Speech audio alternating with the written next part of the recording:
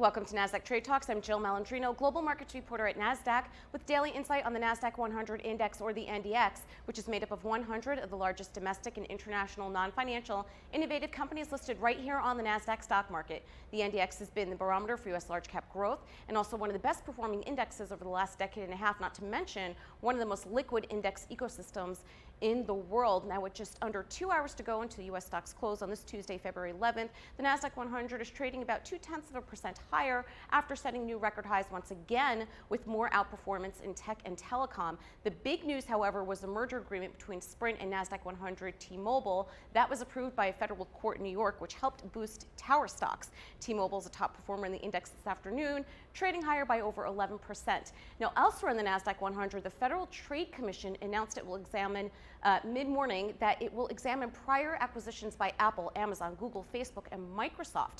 The FTC voted 5-0 to issue special orders to review the past merger, suggesting it is honing in on the question of how big tech companies use acquisitions to amass power and how the data from acquired companies are used. So as a result, you could see the dip midday there, but stocks have recovered following a tweet from President Trump immediately after that rates are still too high. We've come in a bit since then. On the earnings front, Nasdaq 100 constituent Exelon reported before the market opened, topping expectations for earnings and revenue and issuing in-line earnings guidance for 2020. There are no Nasdaq 100 companies reporting after the close this afternoon. From the Nasdaq market site in New York City, I'm Jill Malandrino, global markets reporter at Nasdaq.